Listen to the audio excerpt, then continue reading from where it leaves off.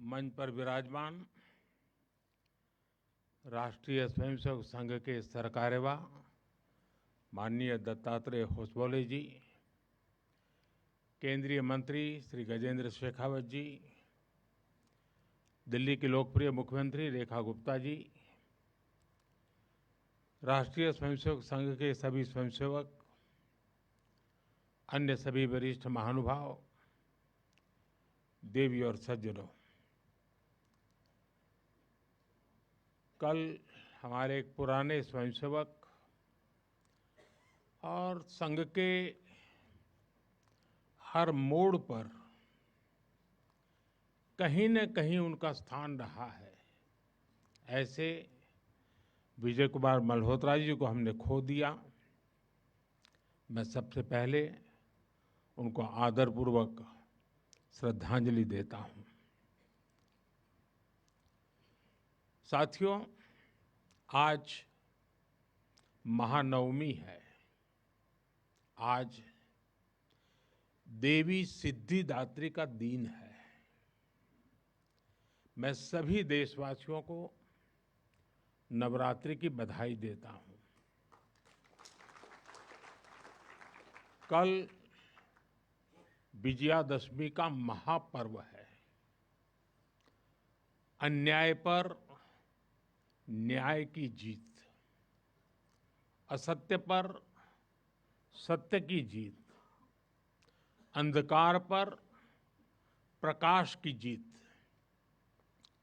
विजयादशमी भारतीय संस्कृति के इस विचार और विश्वास का कालजयी उद्घोष है।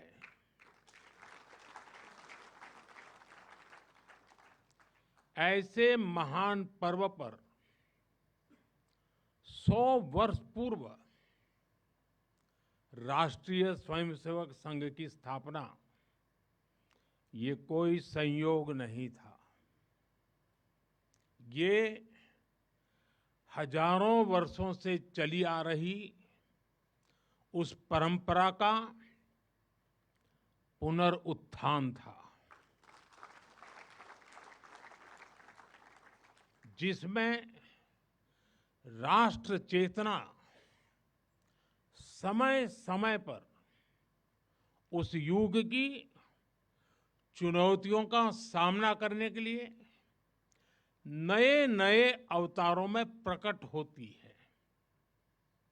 इस युग में संघ उसी अनादि राष्ट्र चेतना का पुण्य अवतार है।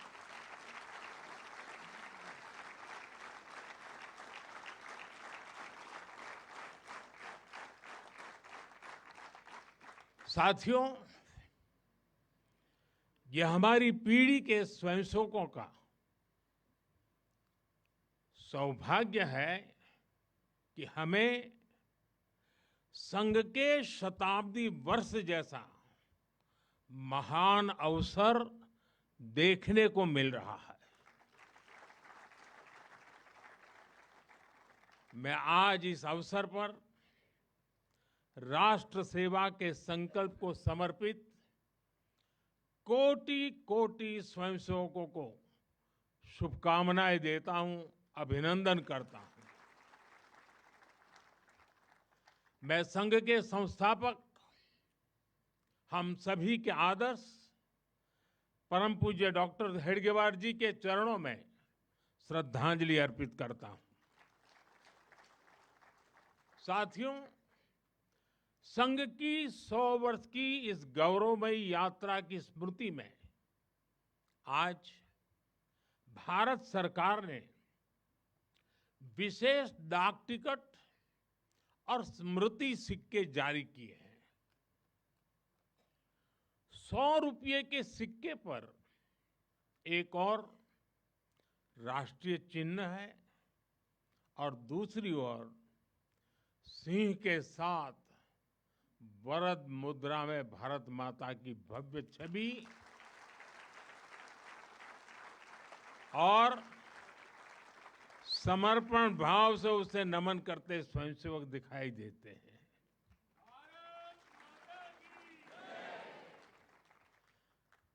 भारतीय मुद्रा पर भारत माता की तस्वीर संभवतः स्वतंत्र भारत के इतिहास में पहली बार ऐसा हुआ है।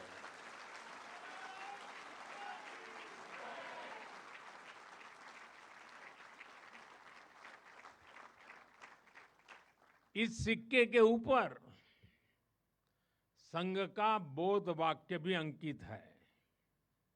राष्ट्राय स्वाहा इदं राष्ट्राय इदं न मम।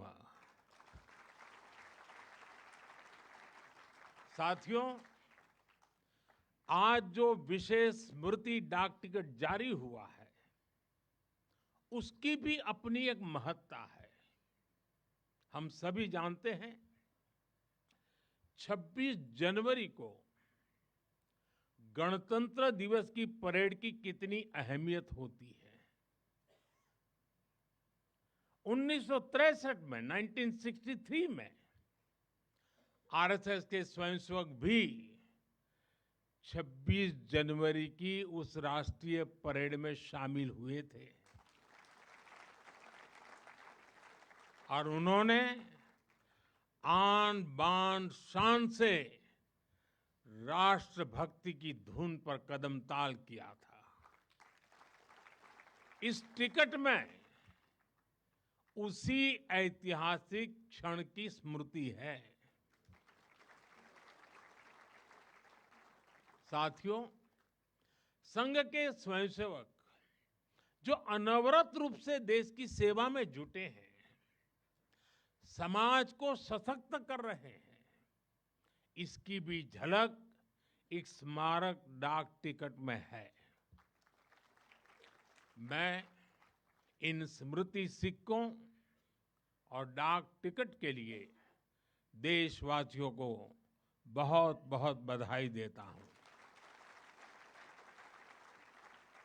साथियों, जिस तरह विशाल नदियों के किनारे मानव सभ्यताएं पनपती हैं, उसी तरह संघ के किनारे भी और संघ की धारा में भी सैकड़ों जीवन पुष्पित पल्वित हुए हैं।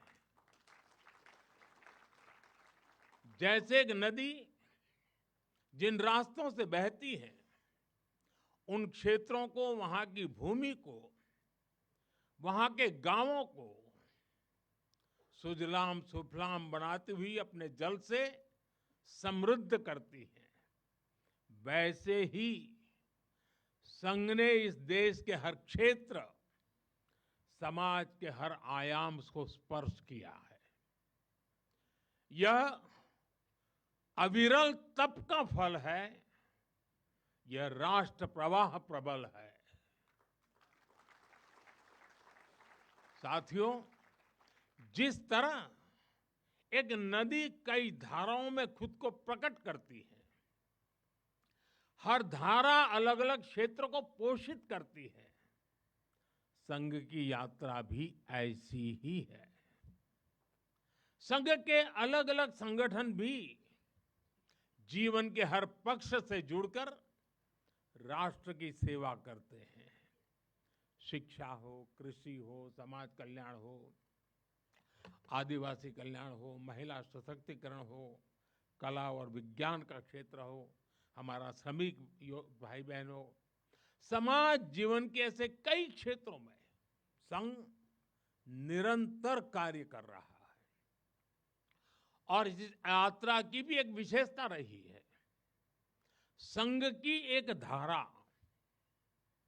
अनेक धारा तो बनी, मल्टीप्लाई तो होती गई, लेकिन उनमें कभी विरोधाभास पैदा नहीं हुआ, डिवीजन नहीं हुआ, क्योंकि हर धारा का, विविध क्षेत्र में काम करने वाले हर संगठन का उद्देश्य एक ही है, भाव एक ही है, राष्ट्र प्रथम, नेशन फर्स्ट। साथियों, अपने गठन के बाद से ही राष्ट्रीय स्वयंसेवक संघ विराट उद्देश्य लेकर चला और ये उद्देश्य रहा राष्ट्र निर्माण। इस उद्देश्य की पूर्ति के लिए संघ ने जो रास्ता चुना वो था व्यक्ति निर्माण से राष्ट्र निर्माण।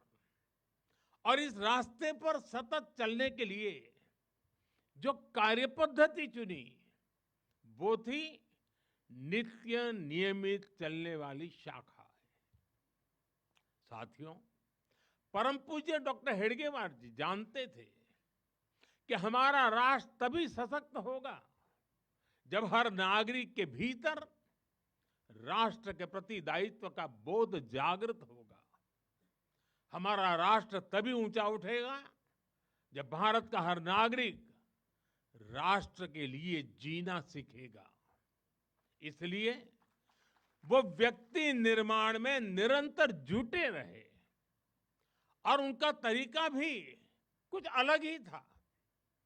परम पूज्य डॉक्टर हेडगेवार जी से हम बार बार सुना है, वो कहते थे जैसा है वैसा लेना है, जैसा चाहिए वैसा बनाना है। लोक संग्रह का डॉक्टर साहब का ये तरीका कुछ कुछ अगर समझना है तो हम कुम्हार को याद करते हैं।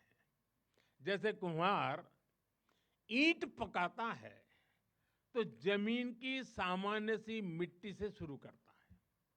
कुम्हार मिट्टी को लाता है, उस पर मेहनत करता है, उसे आकार देकर तपता है, खुद भी तपता है, मिट्टी को भी तपाता है, फिर उन ईंटों को इकट्ठा करके उनसे भव्य इमारत बनाता है। ऐसे ही डॉक्टर साहब बिल्कुल सामान्य लोगों को चुनते थे, फिर उनको सिखाते थे, विजन देते थे, उनको गढ़ते थे। इस तरह वो देश के लिए समर्पित स्वयंसेवक तैयार करते थे। इसलिए संघ के बारे में कहा जाता है कि इसमें सामान्य लोग मिलकर असामान्य अभूतपूर्व कार्य करते हैं।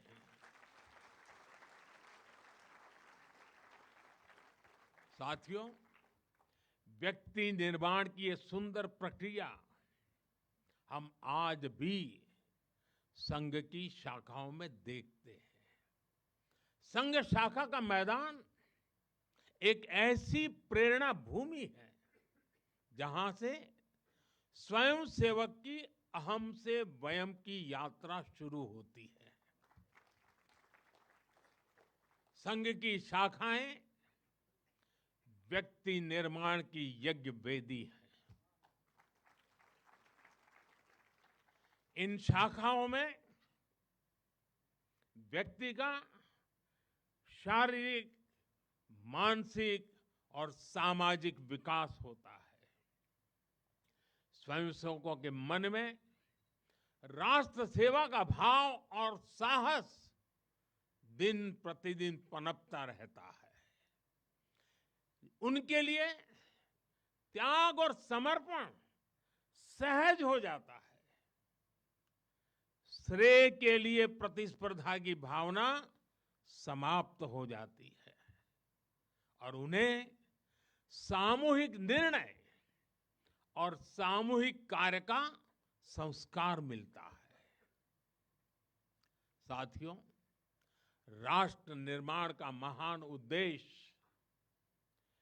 व्यक्ति निर्माण का स्पष्ट पथ और शाखा जैसी सरल जीवंत कार्य पद्धति, यही संघ की 100 वर्षों की यात्रा का आधार बने हैं। इन्हीं स्तंभों पर खड़े होकर संघ ने लाखों स्वयंसेवकों को गढ़ा, जो विभिन्न क्षेत्रों में देश को अपना सर्वोत्तम दे रहे हैं, देश को आगे बढ़ाने के लिए निरंतर प्रयास कर रहे हैं। समर्पण से, सेवा से और राष्ट्र के उत्कर्ष की साधना से। साथियों, संघ जब से अस्तित्व में आया, संघ के लिए देश की प्राथमिकता ही उसकी अपनी प्राथमिकता रही है। इसलिए जिस कालखंड में जो बड़ी चुनौती देश के सामने आई, संघ ने उस कालखंड के अंदर अपने आप को झोंक दिया। संघ उससे जूझता रहा। आजादी की लड़ाई के समय देखें तो परम पूज्य डॉक्टर हेडगेवार जी समेत अनेक कार्यकर्ता ने स्वतंत्रता आंदोलन में हिस्सा लिया। डॉक्टर साहब कई बार जेल तक गए। आजादी की लड़ाई की कितने ही स्वतंत्रता सेनानियों को संघ संरक्षण देता रहा, उनके साथ कंधे से कंधा मिलाकर काम करता रहा। 1942 में 1942 में जब चिमूर में अंग्रेजों के खिलाफ आंदोलन हुआ तो उसमें अनेक स्वयंसेवकों को अंग्रेजों के भीषण अत्याचार का सामना करना पड़ा। आजादी के बाद भी हैदराबाद में निजाम के अत्याचारों से के खिलाफ संघर्ष से लेकर गोवा के स्वतंत्रता आंदोलन और दादरा नगर हवेली की मुक्ति तक संघ ने कितने ही बलिदान दिए और भाव एक ही रहा, राष्ट्र प्रथम। लक्ष्य एक ही रहा, एक भारत श्रेष्ठ भारत। साथियों, राष्ट्र साधना की इस यात्रा में ऐसा नहीं है कि संघ पर हमले नहीं हुए, संघ के खिलाफ साजिशें नहीं हुई। हमने देखा है कैसे आजादी के बाद भी संघ को कुचलने का प्रयास हुआ, मुख्य धारा में आने देने का और उसे न आने से रोकने का अनगिनत षड्यंत्र हुए। परम पूज्य गुरु जी को झूठे केस में फंसाया गया, उन्हें जेल तक भेज दिया गया। लेकिन जब पूज्य गुरु जी जेल से बाहर आए तो उन्होंने सहज रूप से कहा, और शायद इतिहास की तवारीख में ये भाव, ये शब्द एक बहुत बड़ी प्रेरणा है। तब परम पूज्य गुरु जी ने बहुत सहजता से कहा था, कभी कभी जीभ दांतों के नीचे आकर दब जाती है, कुचल भी जाती है, लेकिन हम दांत नहीं तोड़ देते, क्योंकि दांत भी हमारे हैं और जीभ भी हमारी है। आप कल्पना कर सकते हैं, जिन्हें जेल में इतनी यातनाएं दी गई, जिन पर भांति भांति के अत्याचार हुए, उसके बाद भी परम पूज्य गुरु जी के मन में कोई रोष नहीं था, कोई दुर्भावना नहीं थी। यही परम पूज्य गुरु जी का ऋषि तुल्य व्यक्तित्व था। उनकी यही वैचारिक स्पष्टता संघ के प्रत्येक स्वयंसेवक के जीवन के मार्गदर्शक बनी। इसी ने समाज के प्रति एकात्मता और आत्मीयता के संस्कारों को सशक्त किया। और इसलिए चाहे संघ पर प्रतिबंध लगे, चाहे षड्यंत्र हुए, झूठे मुकदमे हुए, संघ के स्वयंसेवकों ने कभी कटुता को स्थान नहीं दिया, क्योंकि वो जानते हैं हम समाज से अलग नहीं है। समाज हम सबसे ही तो बना है। जो अच्छा है वो भी हमारा है, जो कम अच्छा है वो भी हमारा है। साथियों, और दूसरी बात, जिसने कभी कटुता को जन्म नहीं दिया, वो है प्रत्येक स्वयंसेवक का लोकतंत्र और संवैधानिक संस्थाओं में अडिग विश्वास। जब देश पर इमरजेंसी थोपी गई तो इसी एक विश्वास ने हर स्वयंसेवक को ताकत दी, उसे संघर्ष करने की क्षमता दी। इन्हीं दो मूल्यों, समाज के साथ एकात्मता और संवैधानिक संस्थाओं के प्रति आस्था ने संघ के स्वयंसेवकों को हर संकट में स्थित प्रज्ञ बना के रखा, समाज के प्रति संवेदनशील बनाए रखा। इसलिए समाज के अनेक थपेड़े झेलते हुए भी संघ आज तक विराट वट वृक्ष की तरह अडिग खड़ा है। देश और समाज की सेवा में निरंतर कार्य कर रहा है। अभी यहां हमारे एक स्वयंसेवक ने इतनी सुंदर प्रस्तुति दी, शून्य से एक शतक बने, शून्य से एक शतक बने, अंक की मन भावना, भारती की जय विजय हो, ले हृदय में प्रेरणा, कर रहे हम साधना, मातृभू आराधना। और उस गीत का संदेश था, हमने देश को ही देव माना है और हमने देह को ही दीप बना करके जलने का सीखा है। वाकई ये अद्भुत था। साथियों, प्रारंभ से संघ राष्ट्रभक्ति और सेवा का पर्याय रहा है। जब विभाजन की पीड़ा ने लाखों परिवारों को बेघर कर दिया, तब स्वयंसेवकों ने शरणार्थियों की सेवा की। संघ के स्वयंसेवक अपने सीमित संसाधनों के साथ सबसे आगे खड़े थे। यह केवल राहत नहीं था, यह राष्ट्र की आत्मा को संबल देने का कार्य था।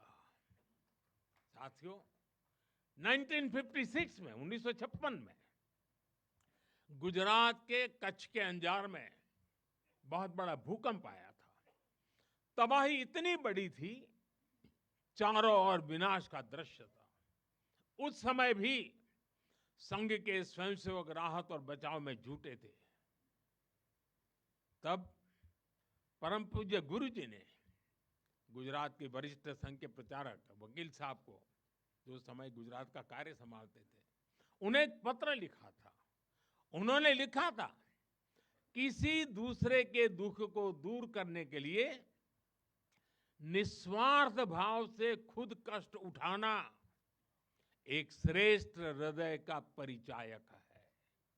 साथियों, खुद कष्ट उठाकर दूसरों के दुख हरना, ये हर स्वयंसेवक की पहचान है। याद करिए 1962 के युद्ध का वो समय, संघ के स्वयंसेवकों ने दिन रात खड़े रहकर सेना की मदद की, उनका हौसला बढ़ाया, सीमा पर बसे गांवों में मदद पहुंचाई। 1971 में लाखों शरणार्थी पूर्वी पाकिस्तान से भारत की धरती पर आए। उनके पास न घर था न साधन। उस कठिन घड़ी में स्वयंसेवकों ने उनके लिए अन्न जुटाया, आश्रय दिया, स्वास्थ्य सेवाएं पहुंचाई, उनके आंसुओं को पोंछा, उनकी पीड़ा को साझा किया। साथियों, एक बार, और हम जानते हैं 1984 सिखों के खिलाफ जो कत्लेआम चलाया गया था, अनेक सिख परिवार संघ के स्वयंसेवकों के घरों में आकर के आश्रय ले रहे थे। यह स्वयंसेवकों का स्वभाव रहा है। साथियों, एक बार पूर्व राष्ट्रपति डॉक्टर एपीजे अब्दुल कलाम चित्रकूट गए थे। वहां उन्होंने नानाजी देशमुख जिस कार्य को कर रहे थे, उस आश्रम स्थान को देखा था, वहां के सेवा कार्य देखे, वो हैरान रह गए थे। उसी प्रकार से पूर्व राष्ट्रपति प्रणब मुखर्जी भी जब नागपुर गए, तो वो भी संघ के अनुशासन, संघ की सादगी, उसको देखकर बहुत प्रभावित हुए थे। साथियों, आज भी आप देखें, पंजाब की बाढ़, हिमाचल उत्तराखंड की आपदा, केरल के वायनाड की त्रासदी, हर जगह स्वयंसेवक सबसे पहले पहुंचने वालों में से एक रहते हैं।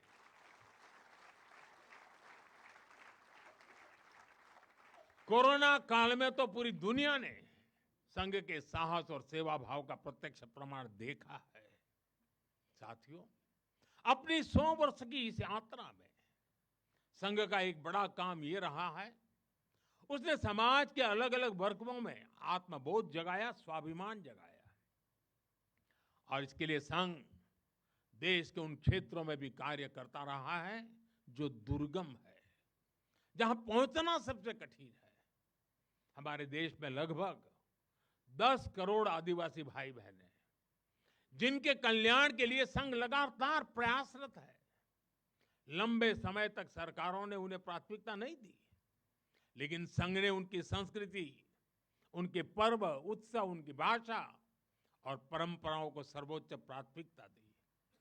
सेवा भारती, विद्या भारती, एकल विद्यालय, वनवासी कल्याण आश्रम आदिवासी समाज के सशक्तिकरण का स्तंभ बनकर के उभरे। आज हमारे आदिवासी भाई बहनों में जो आत्मविश्वास आया है, वो उनके जीवन में बदल रहा है।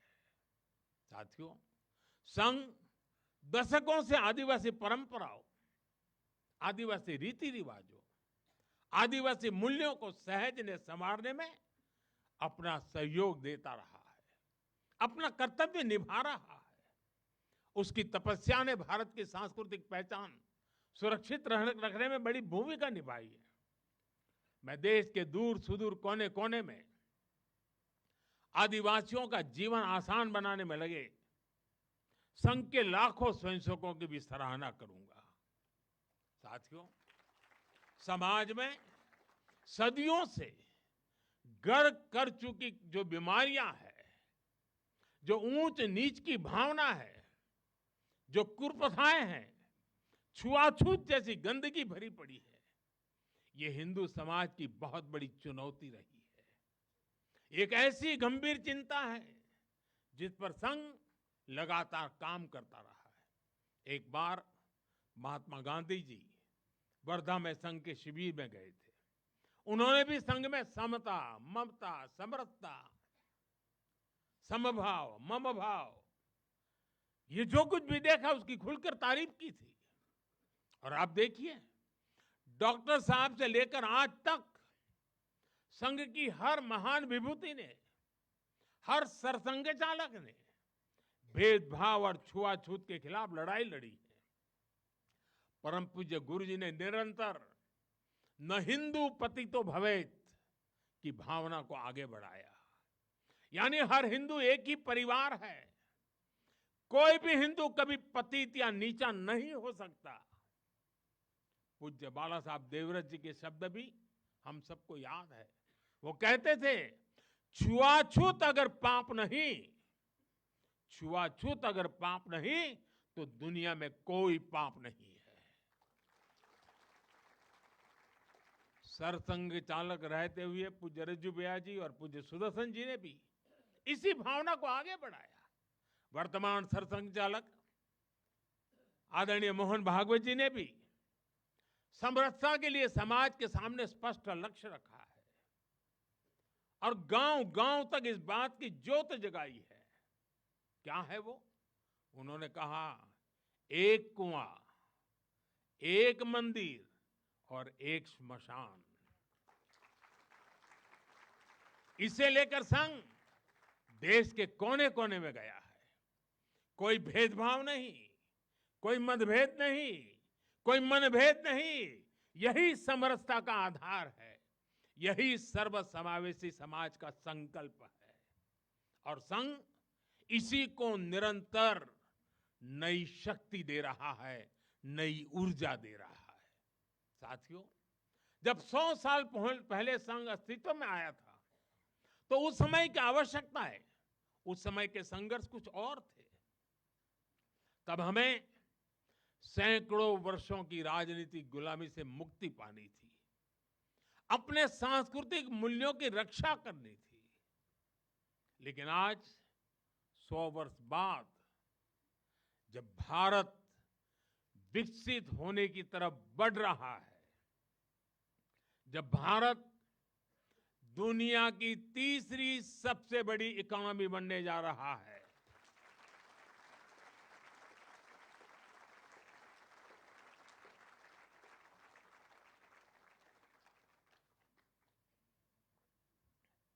जब देश और देश का बहुत बड़ा गरीब वर्ग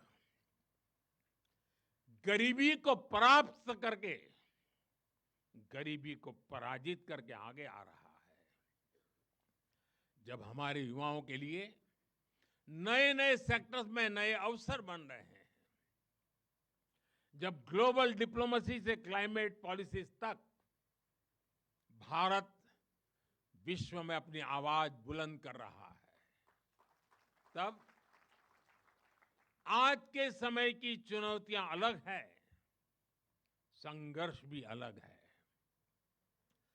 दूसरे देशों पर आर्थिक निर्भरता हमारी एकता को तोड़ने की साजिशें, डेमोग्राफी में बदलाव के षड्यंत्र, एक प्रधानमंत्री के नाते मैं नम्रतापूर्वक कहूंगा कि मुझे बहुत संतोष है कि हमारी सरकार इन चुनौतियों से तेजी से निपट रही है।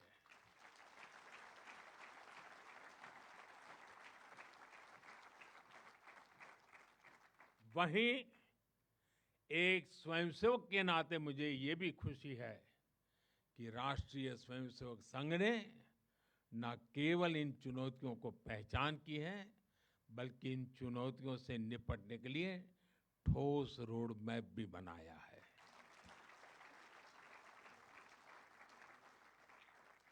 अभी माननीय दत्ता जी ने जिन चीजों का उल्लेख किया, मैं अपने तरीके से फिर से एक बार उसका उल्लेख करना चाहूंगा। साथियों, संघ के पंच परिवर्तन, स्वबोध, सामाजिक समरसता, कुटुंब प्रबोधन, नागरिक शिष्टाचार और पर्यावरण, ये संकल्प हर स्वयंसेवक के लिए देश के समक्ष उपस्थित चुनौतियों को परास्त करने की बहुत बड़ी प्रेरणा है।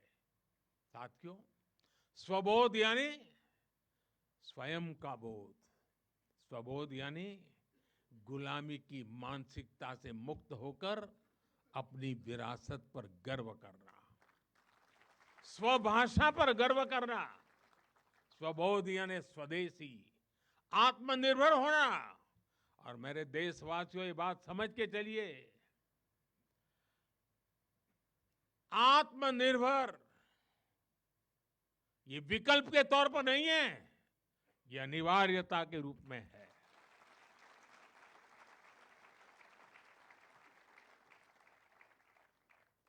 हमें स्वदेशी के अपने मूल मंत्र को समाज का संकल्प बनाना है। हमें वोकल फॉर लोकल के अभियान को उसकी सफलता के लिए वोकल फॉर लोकल ये हमारा निरंतर एक नई ऊर्जा प्रदान करने वाला घोषवाक्य होना चाहिए, प्रयास होना चाहिए। साथियों, संघ ने सामाजिक समरसता को हमेशा अपनी प्राथमिकता बनाए रखा है। सामाजिक समरसता यानी वंचित को वरीयता देकर सामाजिक न्याय की स्थापना करना, देश की एकता को बढ़ाना। आज राष्ट्र के सामने ऐसे संकट खड़े हो रहे हैं जो हमारी एकता, हमारी संस्कृति और हमारी सुरक्षा पर सीधा प्रहार कर रहे हैं। अलगाववादी सोच, क्षेत्रवाद, कभी जाति, कभी भाषा को लेकर विवाद, कभी बाहरी शक्तियों द्वारा भड़काई गई विभाजनकारी प्रवृत्तियां, ये सब अनगिनत चुनौतियां हमारे सामने खड़ी है। भारत की आत्मा हमेशा विविधता में एकता ही रही है। अगर इस सूत्र को तोड़ा गया तो भारत की शक्ति भी कमजोर होगी, और इसलिए हमें इस सूत्र को निरंतर जीना है, उसे मजबूती देनी है। साथियों, सामाजिक समरसता को आज डेमोग्राफी में बदलाव के षड्यंत्र से, घुसपैठियों से भी बड़ी चुनौती मिल रही है। यह हमारी आंतरिक सुरक्षा और भविष्य की शांति से भी जुड़ा हुआ प्रश्न है, और इसलिए मैंने लाल किले से डेमोग्राफी मिशन की घोषणा की है।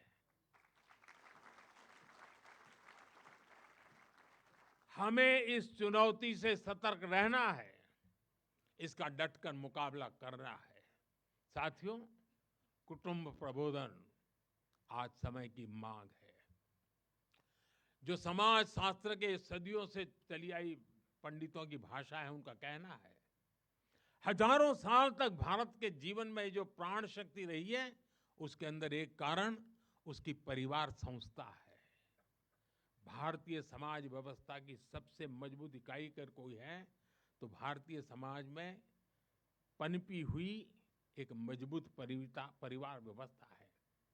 कुटुंब प्रबोधन यानी उस परिवार संस्कृति का पोषण जो भारतीय सभ्यता का आधार है, जो भारतीय संस्कृति से प्रेरित है, जो जड़ों से जुड़े हैं। परिवार के मूल्य, बुजुर्गों का सम्मान, नारी शक्ति का आदर, नौजवानों में संस्कार, अपने परिवार के प्रति दायित्व को निभाना, उसे समझना, उस दिशा में परिवार को, समाज को जागरूक करना बहुत ही आवश्यक है। साथियों, अलग अलग कालखंड में जो भी देश आगे बढ़ा, उसमें नागरिक शिष्टाचार की बहुत बड़ी भूमिका रही है। नागरिक शिष्टाचार अर्थात कर्तव्य की भावना, नागरिक कर्तव्य का बोध हर देशवासी में हो। स्वच्छता को बढ़ावा, देश की संपत्ति का सम्मान, नियमों और कानूनों का सम्मान, हमें इसे लेकर आगे बढ़ना है। हमारे संविधान की भावना है नागरिक अपने कर्तव्यों का पालन करे। हमें संविधान की इसी भावना को निरंतर सशक्त करना है। साथियों, पर्यावरण की रक्षा वर्तमान और आने वाली पीढ़ियों के लिए बहुत जरूरी है। ये पूरी मानवता के भविष्य से जुड़ा है। हमें इकोनॉमी के साथ ही इकोलॉजी की भी चिंता करनी है। जल संरक्षण, ग्रीन एनर्जी, क्लीन एनर्जी, ये सारे अभियान इसी दिशा में है। साथियों, संघ के ये पंच परिवर्तन, ये वो साधन है जो देश का सामर्थ्य बढ़ाएंगे, जो देश को विभिन्न चुनौतियों से निपटने में मदद करेंगे, जो 2047 तक विकसित भारत के निर्माण का आधार होंगे।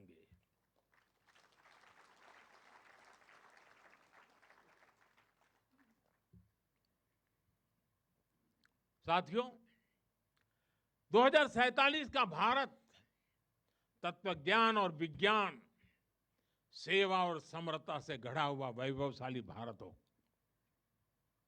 यही संघ की दृष्टि है, यही हम सब स्वयंसेवकों की साधना है और यही हमारा संकल्प है। साथियों, हमें हमेशा हमेशा याद रखना है, संघ बना है राष्ट्र के प्रति अटूट आस्था से। संघ चला है राष्ट्र के प्रति अगाध सेवा के भाव से। संघ तपा है त्याग और तपस्या की अग्नि में। संघ निखरा है संस्कार और साधना के संगम से। संघ खड़ा है राष्ट्र धर्म को जीवन का परम धर्म मान करके।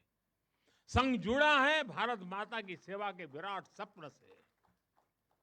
साथियों, संघ का आदर्श है संस्कृति की जड़ें गहरी और सशक्त हो।